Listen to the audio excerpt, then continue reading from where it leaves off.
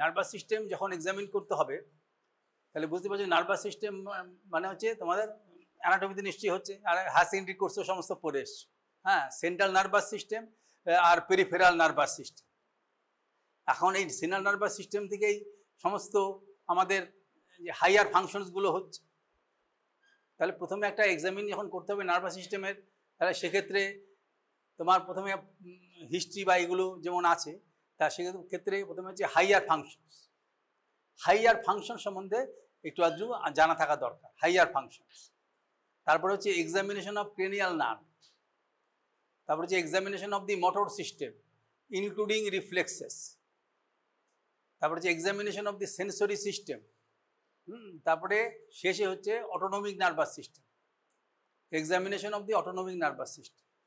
এই 5টা তোমার হচ্ছে হেডিংসের ভিত্তিতে করা হয়েছে। এটার কিছু কিছু অন্যান্য কিছু কিছু বইয়ে সেটার কিছু অল্টারেশনও করেছে, এতে কিছু যায় আসে না। এই 5টা হেডিংয়ে তোমার এটা দেখতে হবে। এবং সেক্ষেত্রে তোমার ওভারঅল একটা কনসেপ্ট এখানে you have to develop, and when you will come across a patient, then your knowledge will guide you which part is need to be explored properly without wasting any time. Higher functions, that is the this text to some extent it is better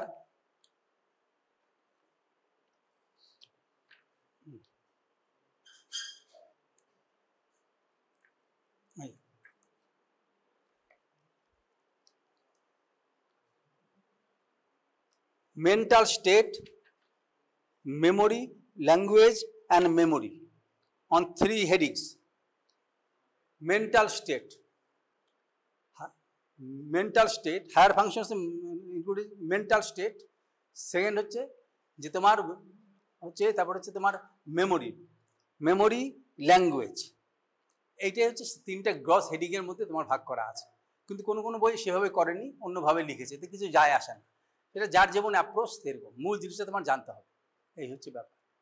এখন এখানে তোমার mental স্টেটের মধ্যে 1 2 3 4 5 6 এরকমভাবে তারা হেডিংগুলো দিয়েছে এবং সেইভাবে একটু আলোচনাও করেছে। আমি তোমাদের আলোচনা করে দিচ্ছি। প্রথমে হচ্ছে অ্যাপিয়ারেন্স অ্যান্ড বিহেভিয়ার। বুঝতে পারছি, অ্যাপিয়ারেন্স অ্যান্ড বিহেভিয়ার। এই তোমাদের মধ্যে বাংলা কে জানে? তুমি বাংলা জানো তুমি? হ্যাঁ, তাহলে তুমি এখানে একটু আসো তো, ওই চেয়ারটা করে ওই চেয়ারটায় বসো। হ্যাঁ, খাতাটা নিয়ে আসো। হ্যাঁ, খাতা নিয়ে তোমার হ্যাঁ এই চেয়ারটায় এখানে একটু বসো। তাহলে একে জিজ্ঞাসা করলে জানা যাবে। একটা সুস্থ লোককে জিজ্ঞাসা করলে তো জানা যাবে যে অসুস্থ হলে কি পরিবর্তন হয়। সেই হ্যাঁ, তুমি এখানে বসো। হ্যাঁ, বেশ, হ্যাঁ আরামসে বসো। এটা হাওয়াটা কম আছে নাকি? তাহলে ফ্যানটা চালিয়েও দিতে পারো। প্রথমে হচ্ছে অ্যাপিয়ারেন্স এন্ড বিহেভিয়ার। তার অ্যাপিয়ারেন্স কীরকম আছে, মানে সেক্ষেত্রে তার ড্রেস কেমন আছে, তার বিহেভিয়ার কেমন আছে, সেটা দিয়ে এটা অনেকটাই অনুমান করা যায়। এই যে এটা যে এখানে বলেছে যে important points to look, dress, এটা হচ্ছে personal hygiene and general grooming. বুঝতে পেরেছো? তারপরে আছে any inappropriate behaviour should be noted such as facial tics, verbal and physical aggression. Tics থাকে অনেকে, নানা রকমের টিক্স, মানে হচ্ছে রিপিটেশন, ইনভলান্টারি রিপিটেটিভ মুভমেন্ট থাকে। যেমন কাউকে দেখবে এরকম করছে, সবসময় এরকম করছে, এটা টিক্স, বা চোখ পিটপিট করছে। অনেকে লক্ষ্য করে নিশ্চয়ই দেখেছো কারো চোখ পিটপিট করে এরকম। এগুলো হচ্ছে টিক্স বা হ্যাবিট স্প্যাজম, এগুলো আছে কিনা। তারপরে তার বিহেভিয়ারের মধ্যে মডেস্টি আছে কিনা। অ্যাগ্রেশন মানে তাকে জিজ্ঞাসা করলে সে বিরক্ত হতে পারে, এরকম হয়। বুঝতে পেরেছো? যে মানসিক রোগ বা অপরাধপ্রবণ লোক তাদের চেক করতে হয়।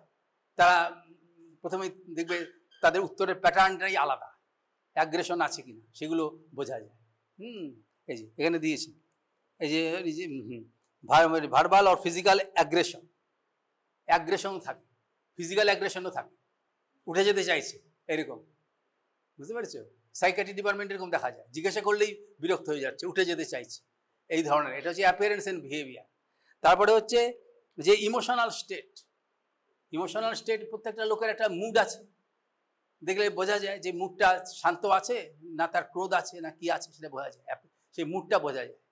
সেই মুডটা কি ব্যবহার দিয়ে বোঝা যায়, কথাবার্তা দিয়ে বোঝা যায়। It is important to note the mood, facial expression or one of the outward signs of subject's mood. The abnormal mood include depression, mania, anxiety, schizophrenia, etc. Depression দেখবে সেই সমস্ত রোগী দেখবে ঝিম মরে বসে রয়েছে, কথা বললেও উত্তর দিতে চাইছে না, হয়তো চোখ দিয়ে জল পড়ছে, হ্যাঁ, সবসময় একটা অবসন্ন হয়ে পড়েছে, সেটা হচ্ছে ডিপ্রেশন। এরকম অনেকের হয়, কোনো কারণও থাকতে পারে, আবার ভিতর থেকে উৎপন্ন হতে পারে। ডিপ্রেশন মানে অবসাদ, মানসিক অবসাদ, এবং অবসাদে অনেক সময় সুইসাইডাল টেন্ডেন্সিও মানুষের ক্ষেত্রে হতে পারে। তার মনে হয় আমার আর বেঁচে থাকার আর দরকার নেই, বৃথাই আমি বেঁচে আছি, পৃথিবীর কোনো কিছুই ভালো নয়, anything and everything is bad, এই সমস্ত ধারণা তার মধ্যে হতে পারে।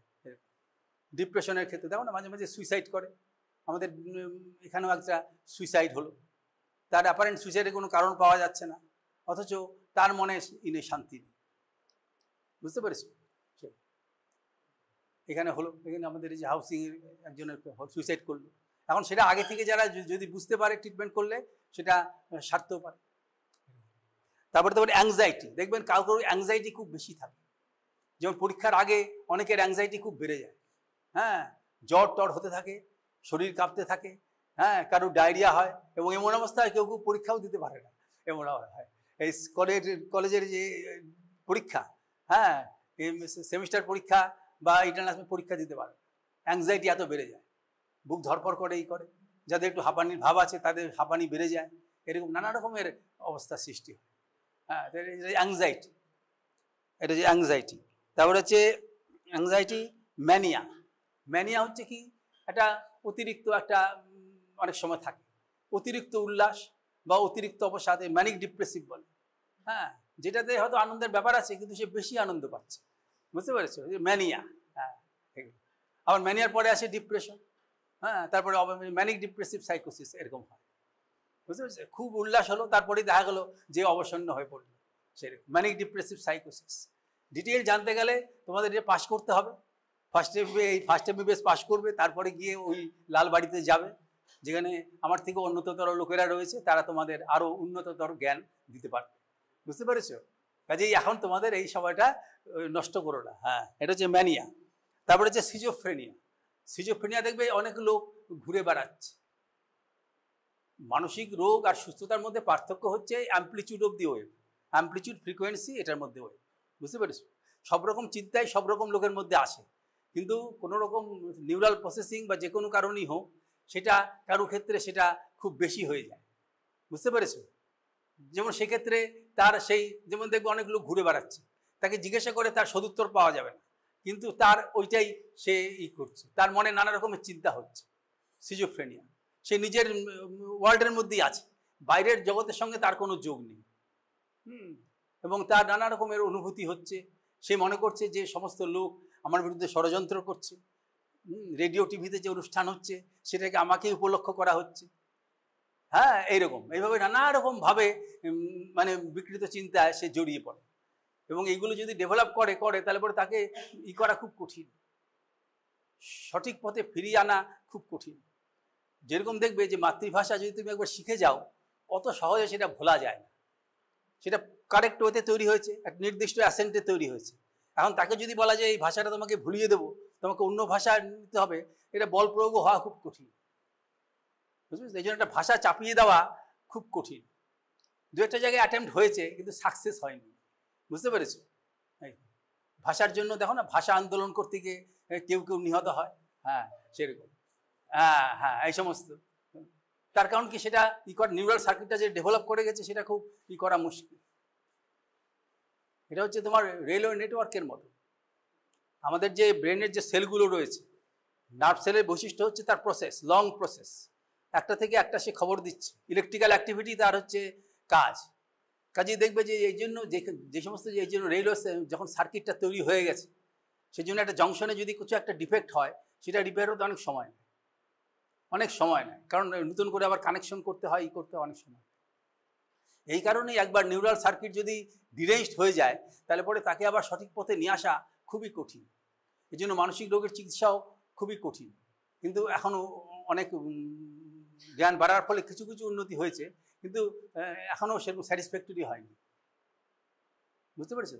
কিছুদিন মেন্টাল অ্যাসাইলামে ভর্তি থাকলো, একটু ভালো হলো, আবার বাড়িতে আসলো, আবার দেখা গেল তার সেটা ডেভেলপ করছে। কাজে সেটা সম্বন্ধে আমাদের জ্ঞান খুব সীমিত। সেই জন্য সিজোফ্রেনিয়া এরকম দেখবে ঘুরে ঘুরে বেড়াচ্ছে, কোনো কাজেই তার নেই, মন নেই, কোনো কিছুই তাকে দিয়ে করানো যাচ্ছে না। সে 2 দিন করলো, তারপরে সে ছেড়ে দেবে। বুঝতে পারছো? সেরকম তার সঙ্গে বন্ধুত্ব করা যাবে না, তাকে দিয়ে কোনো কাজও করানো যাবে না, সে নিজের মতে নিজে চলেছে। এইগুলো হচ্ছে সিজোফ্রেনিয়া লোকের লক্ষণ। সন্দেহবাতিগ্রস্ত থাকবে এরকম, তাকে দিয়ে কিছুই কাজে লাগে না। এই হচ্ছে, কিন্তু ডেভেলপ করে গেলে পরে সেটা খুব মুশকিল। ট্রিটমেন্ট করে হয়, কোনো সময় কেউ আর যাদের কেউ নেই তারা ট্রিটমেন্ট কিছুই করে না, তার ফলে তারা হয়তো কোনো কারণে তার সঙ্গে সিজোফ্রেনিয়ার সঙ্গে ডিপ্রেশনও আছে, সুইসাইড করলো। তারপর হয়তো কেউ হয়তো তাকে অপহরণও করলো কোনো কারণে, হ্যাঁ, কোনো কারণে হয়তো কিডনি দরকার কারো, হ্যাঁ, এই সমস্ত কিডনিটাও নিয়ে নিল, আর কেউ খোঁজও নিল না তার। বুঝতে পেরেছো? এইভাবে অদানে অব্রাহ্মণে চলে গেল। তাই এইভাবেই এদের পরিণতিগুলো হয়। আর যেখানে চিকিৎসা ঠিক মতন করার লোক আছে, সাপোর্ট দেওয়ার লোক আছে, তারা কোনো রকমে চলে আর এই হচ্ছে ব্যাপার। তারপর হচ্ছে তোমার inquire about sleep and dream. এটা হচ্ছে insomnia is likely due to psychological disorder such as mania or depression. Dreams are frequent and sleep disturbing in frequent and sleep disturbing in anxiety states. এই যে স্বপ্ন দেখছে, আমরা যেটা মনে চিন্তা করছি সেটাই স্বপ্নের মধ্যে অনেক সময় আসছে। অনেক সময় স্বপ্নের মধ্যে সেটার হয়, স্যাটিসফ্যাকশনও হয়। যেটা চায় স্বপ্নের মধ্যে সেটা কিছুটা পূরণ হতেও পারে। আবার যখন ভেঙে গেল, ঘুম ভেঙে গেল, তখন দেখলো যে না, সেই কলকাতা আছে কলকাতাতে। কাজেই সেক্ষেত্রে আবার তার রিবাউন্ড ফেনোমেনন হতে পারে। এই জন্য স্বপ্ন মানুষের প্রেডিক্টিভ স্লিপও আছে, যে দেখা যায় যে সেই স্লিপ থেকে সে প্রেডিকশন পায় যে সেটা এরকম হয়। যেমন একজন অভিনেত্রী অনেকদিন আগে সুইসাইড করেছিল, সে করেনি, সে উপর থেকে পড়ে গেছিল। সে স্বপ্ন দেখতো যে সে উপর থেকে পড়ে যাচ্ছে অনেকদিন আগে থেকে। তারপরে একদিন হয়তো কেউ হয়তো ধাক্কা দিয়ে ফেলে দিয়েছে আর কি, হ্যাঁ, যার ফলে সেদিন সেটা ঘটেছিল। হ্যাঁ, সেটা পেপারে পড়েছি সেটা। এটা এক ধরনের প্রেডিক্টিভ স্লিপ হয়। বুঝতে পেরেছেন? সেই এখন এরকম প্রেডিকশন হয়। এখন এটার যে কি কারণ না কারণ কেউ জানা যায় না, কিন্তু এটা স্লিপ আছে। বেশিরভাগ ক্ষেত্রে এই অ্যাংজাইটি, এবং প্রত্যেকের ব্যক্তিগত অভিজ্ঞতা বলে তোমাদের প্রত্যেকের কোনো না কোনো সময় একটা কিছু জীবনে অনেক কিছু খারাপ কিছু ঘটেছেই কিছু, এবং দেখবে যে সেটার স্মৃতি অনেক সময় ফিরে আসে, অনেক দিন বাদে ফিরে আসে।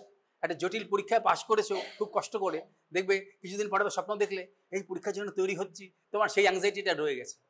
এটা নিশ্চয়ই তোমার কেউ উপলব্ধি করেছো। হায়ার সেকেন্ডারি পরীক্ষা বা কোনো পরীক্ষা, যে পরীক্ষার জন্য তৈরি হচ্ছে, তখন না যাক পাশ করে গেছি, ঘুমে যেন উঠলে তখন দেখলে না আমি পাশ করে গেছি, কিন্তু সেই হার্ডেলটা মনের মধ্যে রয়ে গেছে। এই জন্য ড্রিমটাও করা দরকার। তবে ডেলুশনস অ্যান্ড হ্যালুসিনেশনস। ডেলুশন হচ্ছে ফলস বিলিভ। বুঝতে পেরেছো? In spite of the good reasons for the contract, false belief. বুঝতে পেরেছো? হ্যাঁ, এরকম হয় মানুষের প্রত্যেকেরই কম বেশি আছে ফলস বিলিভ। যেমন কেউ মনে করলো যে অমুক লোক আমার ক্ষতি করার চেষ্টা করছে, অত চেষ্টা তো করছে না, তার মনের মধ্যে হয়েছে, সামান্য কিছু ঘটেছে, সেটাকেই সে করেছে, হ্যাঁ, অ্যাম্পলিফাই করে সে মনে করছে যে ক্ষতি করার চেষ্টা করছে। এটা হয়, এবং তার ফলে দেখবে যে লোকটা সৎ, অথচ তারপরে এই লোকটা মনে করছে এই লোকটা ভালো না, এই লোকটার চুরির বাতিক আছে, তার ফলে তাকে সে সহ্য করতে পারছে না। কিন্তু তাকে বলা হলো যে না, লোকটার মধ্যে কোনো ডিফেক্ট নেই, কিন্তু তাও সে সহ্য করতে পারছে। তারপরে এটা হচ্ছে অ্যাবনর্মাল, এটা হচ্ছে ফলস বিলিভ। সন্দেহবাতিক তোমার জানা আছে তোমাদের, হ্যাঁ, সন্দেহবাতিক অনেকের থাকে, নানা রকমের ব্যাপারে সন্দেহবাতিক থাকে। হ্যাঁ, এটা স্বামী স্ত্রী এগুলোর মধ্যে প্রায়ই থাকে, এবং এগুলো নিয়ে নানা রকমের প্রবলেমও সৃষ্টি হয়। এখন এই ডেলুশন বা ফলস বিলিভ, এটা মানসিক রোগী বেশিরভাগ এটা পাওয়া যায়। আর হ্যালুসিনেশন হচ্ছে কোনো কিছু স্পেশাল সেন্সের ক্ষেত্রে কোনো কিছু নেই, অবজেক্ট নেই, অথচ অবজেক্টটা সে উপলব্ধি করছে। যেমন এখানে বলেছে এই যে হ্যালুসিনেশন আর false impression refer to the organs of special senses, hearing, smell, vision, etc., for which no cause can be found. বুঝতে পেরেছো? কোনো কারণ নেই অথচ সেটা পাওয়া যাচ্ছে, তাহলে সেটাকে বলছে হ্যালুসিনেশন। মানে কোনো লোক নেই অথচ সে মনে করছে যে না একটা কিছু আছে, সামান্য একটা ছায়া পড়েছে সে মনে করছে না ঘরের মধ্যে কোনো একটা লোক আছে, এটা হ্যালুসিনেশন। অডিটরি হ্যালুসিনেশন কমন, যে কিছু একটা শব্দ শুনতে পাচ্ছে, হ্যাঁ, যে শব্দটা হয়তো তার পক্ষে ক্ষতিকর, সেরকম ভয় দেখাচ্ছে তাকে সেই শব্দটা, হ্যাঁ, সেই এরকম ধরনের, এটা হচ্ছে হ্যালুসিনেশন। আর ইলিউশন হচ্ছে কি, কোনো একটা অবজেক্ট আছে অথচ সেটা মিস ইন্টারপ্রিটেশন হচ্ছে। যেমন একটা দড়ি আছে, একটা লোক সেটাকে সাপ মনে করছে, হ্যাঁ, তারপর যখন কেউ সরিয়ে দিল তখন সে বুঝলো যে না এটা একটা রোপি, এটা স্নেক নয়, এরকম আর কি, সেটাকে বলি ইলিউশন। ইলিউশন মানে কোনো একটা অবজেক্ট আছে, যে সে একটা গাছ হয়তো আছে, গাছটার শেপটা হয়তো অনেকটা মানুষের মতন মনে হয়, রাত্রিবেলা মনে হলো ওখানে ভূত আছে, তার মনের মধ্যে বদ্ধ ধারণা ওই রাস্তা দিয়ে যাবে না, তারপর কেউ হয়তো তাকে সেটা মিটিয়ে দিল যে না এখানে ভূত নেই, এই গাছটাই অন্ধকারে এরকম ভয়ের কারণ হয়ে দাঁড়ায়। কাজেই মানুষের মনে নানা রকমের এগুলো হচ্ছে ইলিউশন। হ্যালুসিনেশনটা হচ্ছে এরকম। হ্যালুসিনেশন এটা দিয়ে অনেক সময় এপিলেপটিক কোনো ইহর সময় কোনো স্মেল বা কোনো এরকম ভীষণ এগুলো হয়, তারপরে এপিলেপটিক ফ্রম ক্লোজার মানে সিজার হতে পারে, এইরকম হতে পারে। বুঝতে পেরেছো? এটা বলে হ্যালুসিনেশন। মানসিক রোগ এবং অর্গানিক ডিজিজও এটা হওয়া সম্ভব। তারপর তোমার হচ্ছে যে orientation of place and time. যেমন এনেকে জিজ্ঞাসা করতে পেরেছি আপনার নাম কি, হ্যাঁ হ্যাঁ, আপনি এখন কোথায় আছেন, হ্যাঁ, কোন বিভাগে আছেন, কোন বিভাগে আছেন বলবেন কি, ফিজিওলজি বিভাগে আছে, হ্যাঁ সেই। আজকে কি বার, সোমবার, তার মানে এর ওরিয়েন্টেশন এগুলো পারফেক্ট আছে। বুঝতে পেরেছো? ওরিয়েন্টেশন, এটা orientation, orientation of place and time. এই বইটা কি বলছে, this should be assessed by direct questioning. Ask him the name and address and ask about date, month, year or time of the day. He should know where he is, that is in home, hospital, college, and where it is situated, that is in which part of the town. Disorientation is an important sign of organic brain disease, but can also occur in schizophrenics and in hysterical states. বুঝতে পেরেছো? এই জন্য psychiatry department এরকম লোককে জিজ্ঞাসা করে তুমি কোনো উত্তর পাবে না, ঠিক মতো উত্তর পাবে না, সে বলতে পারছে না, হ্যাঁ, বাড়ির লোকেরা তো নিয়ে এসছে, তাকে তুমি জিজ্ঞাসা করছো যে ঠিক সে কিছু বলতে পারছে না, যে আজ কি বার, হ্যাঁ, আজ কি আছে, বা কোনো ইম্পর্টেন্ট কিছু ইনফরমেশন বা কিছু দিতে পারছে না, অ্যাড্রেস বা কোনো কিছু দিতে পারছে না। বুঝতে পারছি? ডিসওরিয়েন্টেশন, এটা সাইকিয়াট্রিক ডিজিজ হতে পারে, অর্গানিক ডিজিজও হতে পারে। তারপরে level of consciousness. Level of consciousness মানে কনসাসনেস মানে কীরকম আছে, যেমন বসে আছে, এ চোখ খুলে তাকিয়ে আছে, এর ব্যাপার সমস্ত কিছু এখানে কনসাস বলে তোমার মনে হচ্ছে, কিন্তু অনেক ক্ষেত্রে সেরকম নাও হতে পারে। তোমরা যখন আউটডোরে বা ইনডোরে কাজ করবে, তোমরা দেখবে অনেক লোক আনকনসাস, মানে তুমি যে কথাটা বলছো সেই উত্তর নাও দিতে পারে, এবং সেটাকেই ভাগ করা হয় এরকমভাবে। সাধারণত ভাগটা করা হচ্ছে ডিমেনশিয়া। ডিমেনশিয়া মানে যে লস অফ মেমোরি, সেই ক্ষেত্রে বলে। তারপরে হচ্ছে স্টুপর অ্যান্ড কোমা। স্টুপর মানে কি, স্টুপর মানে হচ্ছে কি, যে একটা লোক দেখবে যে হয়তো প্রচুর পরিমাণে মদ্যপান করেছে, তাকে নিয়ে আসা হচ্ছে, তুমি জিজ্ঞাসা করে সেরকম কোনো উত্তর পাচ্ছ না, কিন্তু যদি তুমি একটু খোঁচা দাও বা চোখের এরকম যে একটু চাপ দাও, তারপরে দেখবে তার গ্রিমেসিং হচ্ছে, তার মানে তার কিছুটা সে রেসপন্স দিতে পারছে। প্রথমে বলছে dementia, loss of memory, the person is confused regarding time, place and person and shows impaired mental abilities. However, he is awake and alert. এটা হতে পারে, কিন্তু তার সে কিছু মনে করতে পারছে না। তারপরে যে in stupor, the person although inaccessible does show some response, for instance to pain stimuli.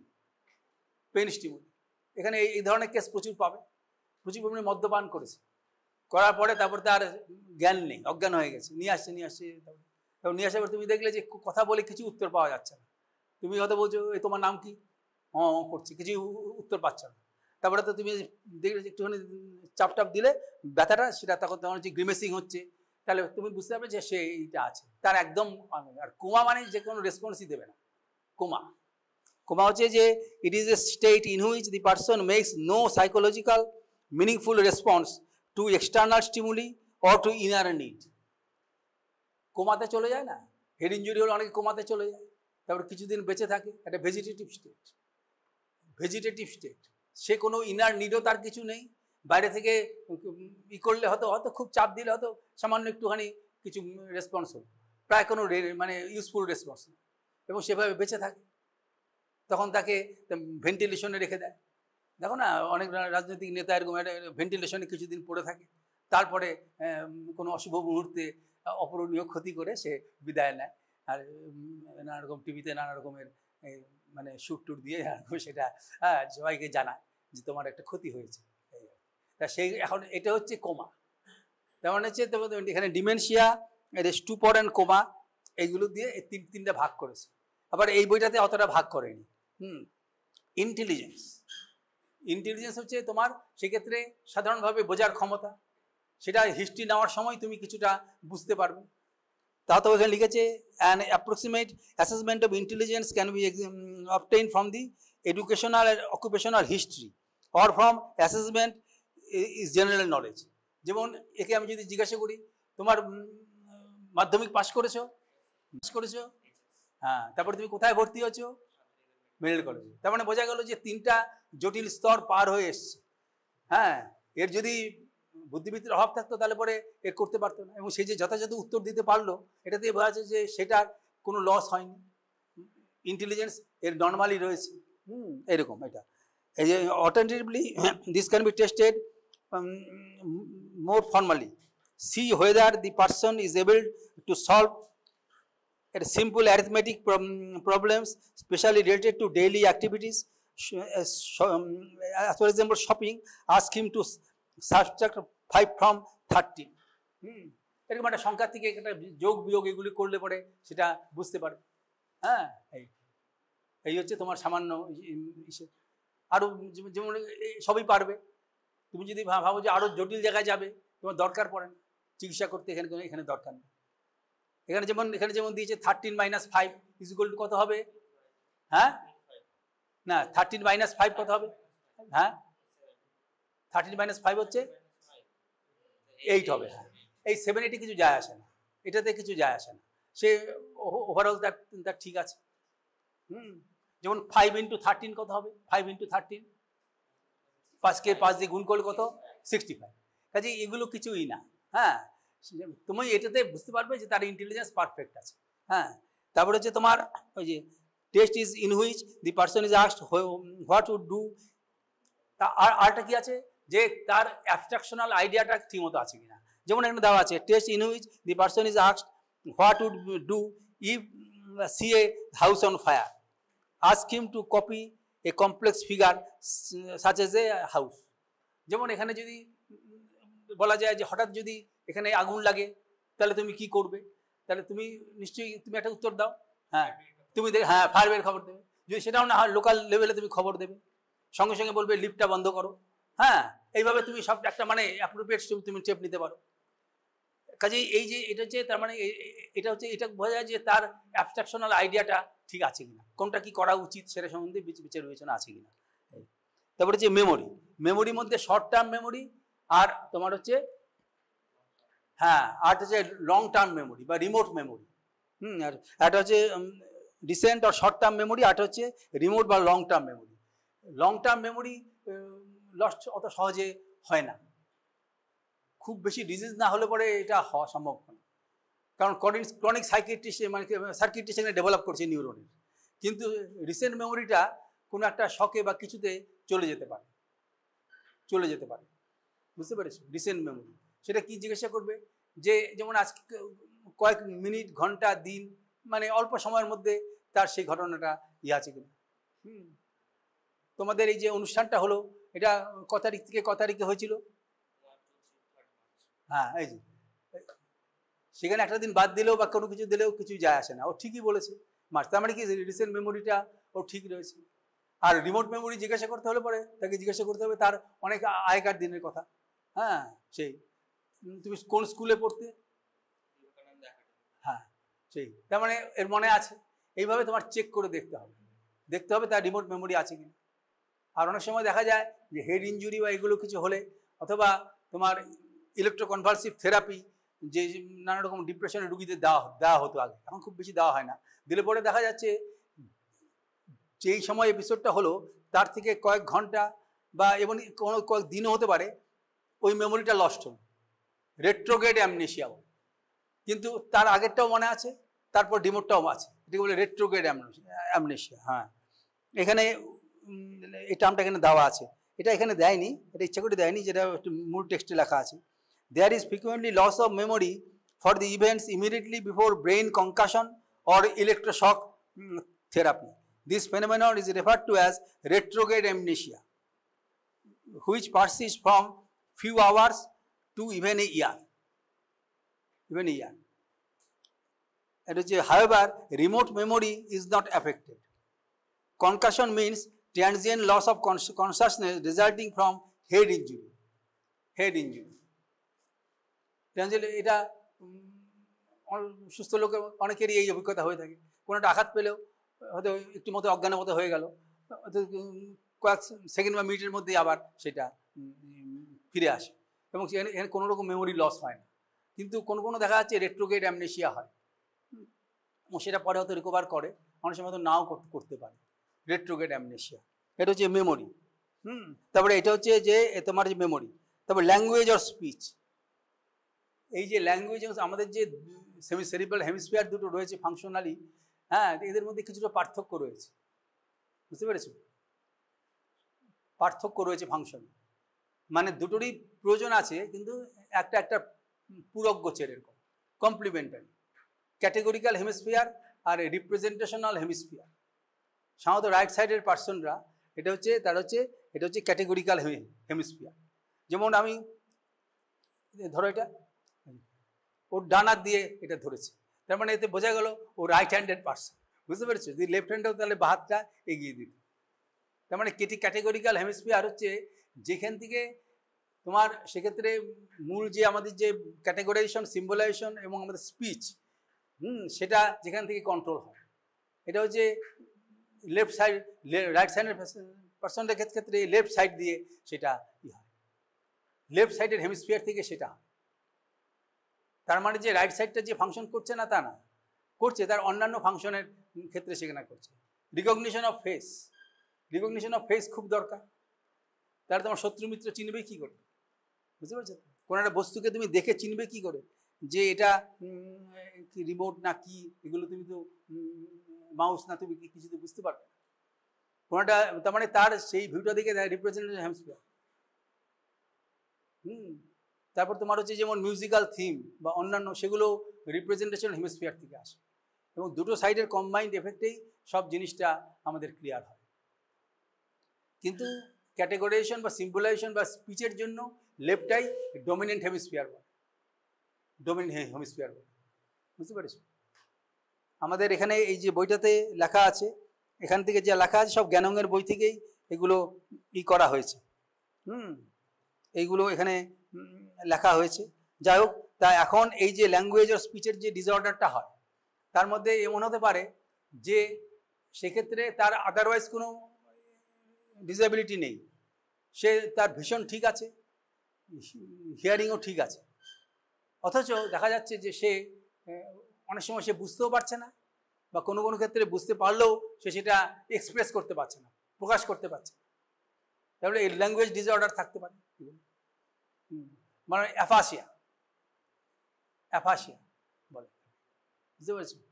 যে তার আদারওয়াইজ কোনো অসুবিধা নেই, সে খাওয়া দাওয়া করছে, সব কিছু করছে, কিন্তু দেখো যে সে বলতে পারছে না। তাই লোকে কি বলে, সাধারণ ভাষাতে কি বলে, বোবা বলে, DUMB, বোবা বলে। তার মানে কি, তার অন্য কিছু অসুবিধা নেই, তার খেতেও অসুবিধা নেই, হাঁটা চলাতে কোনো কিছুতে অসুবিধা নেই, সে দেখতে পায় এবং কাজও করতে পারে। যার কাজ, যার যেটা আছে সে সেটা করতেও পারে। তাকে যদি শিখিয়ে দেওয়া যায় তাহলে পরে সে করতে পারে। বুঝতে পারছি তো? যেমন আমার কাছে কিছুদিন আগে একজন কার্পেন্টার এসেছিল, তার রিলেটিভ নিয়ে এসেছিল কি একটা ইসের ব্যাপারে, ওই এলআইসি পলিসির ব্যাপারে কি একটা জায়গায় করার জন্য। তা সেখানে সে মানে ওই কিছু কিছু ভোকালাইজেশন আছে তার, কিন্তু সে কোনো মিনিংফুল ওয়ার্ড বা সেন্টেন্স সে বলতে পারে না, কিন্তু সে কাঠের কাজ ভালো করে। আমি তাকে বললাম তুমি যদি এটা দিতে করতে, হ্যাঁ করে দিতে পারো, বলি হ্যাঁ সেই কাজে দক্ষ আছে, সেটাতে কোনো অসুবিধা নেই, কিন্তু সে করতে পারছে না, কমিউনিকেট করতে পারছে না। ল্যাঙ্গুয়েজ মানে ল্যাঙ্গুয়েজের দুটো ভাগ আছে, একটা সেন্সরি পার্ট আর আরেকটা হচ্ছে মোটর পার্ট, বুঝতে পারছো? Sensory part, motor part. এখন মোটর পার্টটা হচ্ছে যে দুটো না থাকলে হবে না। যেমন আমি যদি একে বলি যে আমি এখানে কটা আঙুল দেখতে পাচ্ছ? 4টে। তার মানে কি ওর সেন্সরি পার্টটা ওকে আছে এবং ওর মোটর পার্টটা ওকে আছে। কিন্তু যদি এমন হয় যে হয়তো বুঝতেই পারছে না যে কটা আছে, এটা না সহজ জিনিস। এটা যেমন একটা লেখা, যেমন একটা বিদেশি ভাষায় যখন লেখা থাকে টিভিতে আমরা দেখি না, কিছু বুঝতে পারি না, বুঝতে পারছি ওখানে একটা বিষয়বস্তু বোঝাতে চাইছে কিন্তু কিছু বোঝা যাচ্ছে না, ইন্টারপ্রিটেশন হচ্ছে না।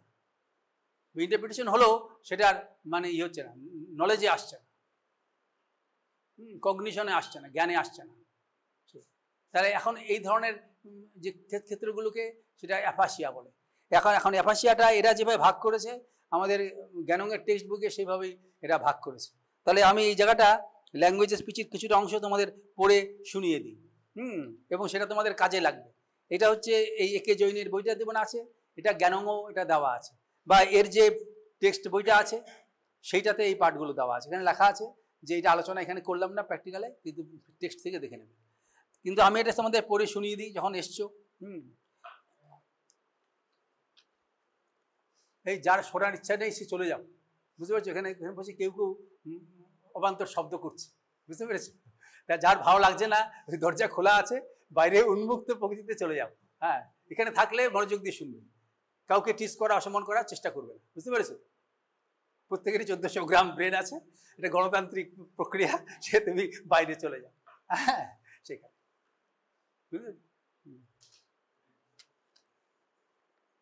language or speech to understand the spoken or printed words and to express ideas in speech and writing is called language. It is the example of skilled voluntary movement.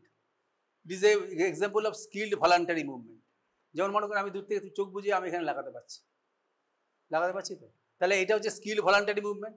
এই যে ভোকালাইজেশনটাও যে ঠিকভাবে আমি করতে পারছি, এটাও example of skilled voluntary movement, এবং এটাও ম্যান টু ম্যান ভ্যারি করে। হ্যাঁ, সবাই যেমন গান গায়, যেমন কিছু লোক গান গেলে, যেমন আমি যদি গান গাওয়ার চেষ্টা করি আশেপাশের কুকুরই আমাকে তাড়া করবে, মানুষ তো দূরের কথা, বুঝতে পারছে তো? তাহলে এই জন্য আমরা ওইসব ব্যাপারে বিরত থাকি আর ওইসব অনুষ্ঠান থেকেও অনেক দূরে থাকি। কিন্তু অনেক লোক আছে এমন সময় গান গেয়ে যায়, তার জন্য দেখার জন্য ক্লাস টাস বন্ধ করে ওখানে চলে যায়। কাজে বুঝতে পেরেছো? কাজে ম্যান টু ম্যান সেখানে ভ্যারি করে। হ্যাঁ, এখন স্পিচ ডিস্টারবেন্স অ্যাফাসিয়া, অ্যাফাসিয়ার ডেফিনিশন এখানে কি দিয়েছে দেখো। Aphasia, this means that the abnormalities of language within bracket speech function that are not due to defects of vision or hearing or motor paralysis. It is of 3 types: motor, sensory, motor and global aphasia. 3টে ভাগে ভাগ করেছে, এটা জ্ঞানং থেকেই নেওয়া হয়েছে। Sensory, motor এবং global aphasia. অন্য টেক্সটও দেওয়া আছে কিন্তু এভাবে ভাগ করা আছে, এবং জ্ঞানং থেকে এরা নিয়েছে, এবং জ্ঞানং থেকে এই বই এইগুলো সমস্ত ভারতীয় অথাররা এটা নিয়েছেন সেগুলো, কারণ এটা সহজে বোঝা যায়। অন্যান্য মেডিসিন বা সব জায়গায় ভাগ করা আছে, কিন্তু অনেক সময় ক্লামজি, এটা ঠিক মনে রাখা যায় না। প্রথমে হচ্ছে sensory aphasia or fluent aphasia. Fluent aphasia. The condition is produced due to lesion in the vernix area, area 22, sensory area, speech area. It is located in the region of posterior end of the superior temporal gyrus in the dominant hemisphere, মানে বাদিকে। আমাদের 90% individual হচ্ছে right handed, হ্যাঁ, এবং এবং সেক্ষেত্রে সবাই তোমার প্রায় সবারই লেফট হেমিস্ফিয়ারটা হচ্ছে ডোমিনেন্ট হেমিস্ফিয়ার বা ক্যাটেগরিক্যাল হেমিস্ফিয়ার। তাই এখানে বলছে এই যে it is located in the region of posterior end of the superior temporal gyrus is the dominant hemisphere, in the dominant hemisphere. It is concerned with the comprehension of auditory and visual information. যেমন ওকে আমি আঙুলটা দেখালাম, এটা হচ্ছে visual. মুখে যদি বলতাম তাহলে সেটা অডিটরি হতো। হ্যাঁ, information. Interpretation of interpretation and understanding. It is characterized by speech which is not disturbed, but the person talks excessively and what makes little sense. If the person fails to understand the meaning of the spoken or written words, pure word blindness and anomic aphasia. তার মানে কি, সে লোকটা কথা বলতে অসুবিধা নেই, সে কথা বলছে অনেক, কিন্তু সেই কথার মধ্যে কোনো সার নেই। তুমি বুঝতে পারছো না যে সে কি বলতে চাইছে, তার কারণ সে তো কিছু করতে পারছে না, রিয়েলাইজেশন করতে পারছে না।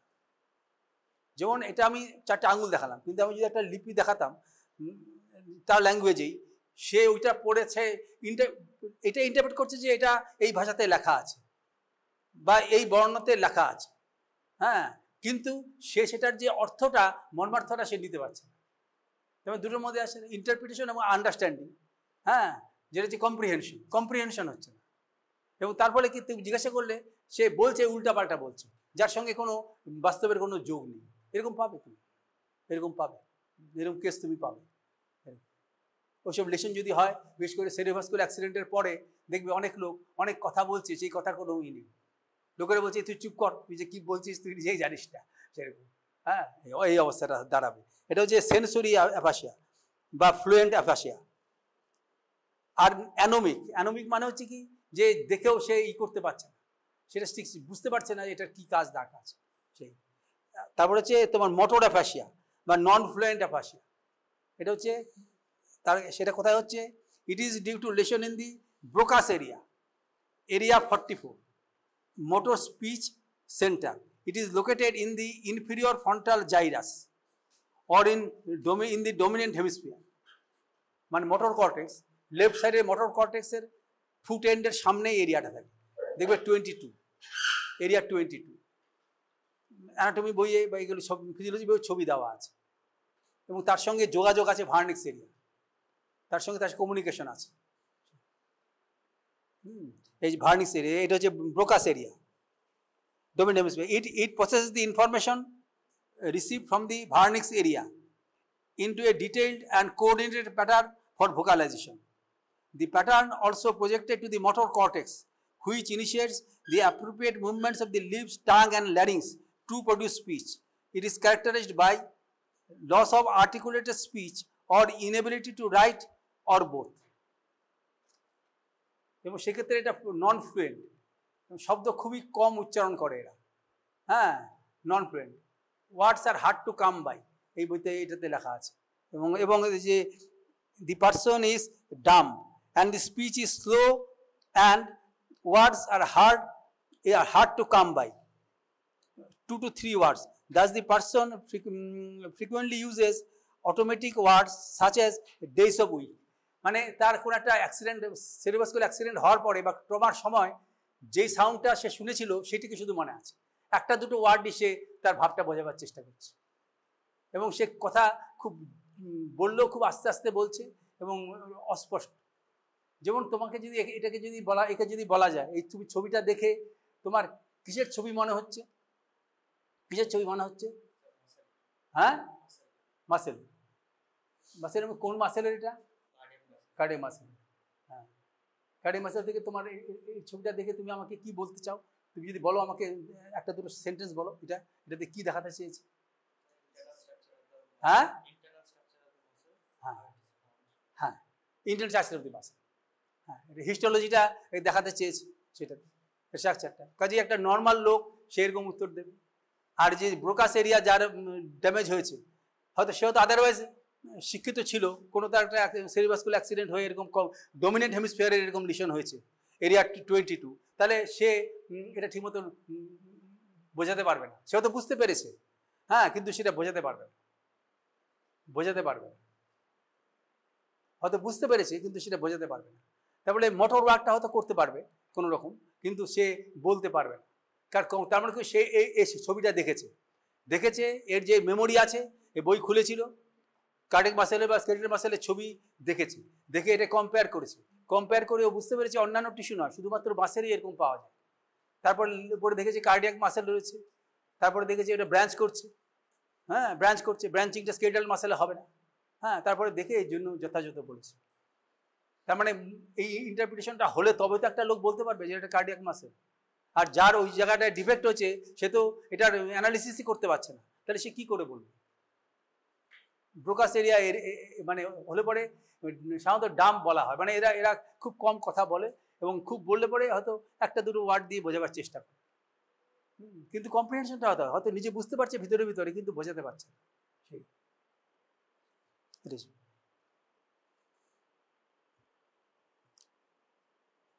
loss of articulate speech or enabled to write or both. The person is dumb, DUMB, and the speech is slow. Words are hard to come by. এটা হচ্ছে এদের লক্ষণ, সাধারণত 2 থেকে 3টে ওয়ার্ডের মধ্যে থাকে সেরকম। তারপরে হচ্ছে গ্লোবাল অ্যাফাসিয়া। তারপরে অ্যাফাসিয়ার মধ্যে হচ্ছে একটা হচ্ছে সেন্সরি পার্ট, যেটা ভার্নিক্স অ্যাফাসিয়া, একটা মোটর অ্যাফাসিয়া হচ্ছে ব্রোকাস এরিয়ার জন্য, আর হচ্ছে গ্লোবাল, যেখানে ক্যাটেগরিক্যাল হেমিস্ফিয়ারে জেনারেলাইজ মানে হয়তো ড্যামেজ বেশি হয়েছে, সেন্সরি মোটর দুটো ইনভলভ করতে পারে। এর মধ্যে যে এর যে global aphasia, the condition is produced as a result of loss of both vernix and Broca's area. Therefore, the function of speech are involved. মানে all the functions of the speech are, মানে তোমার receptive এবং expressive সব রকমই তোমার affected হয়েছে global aphasia.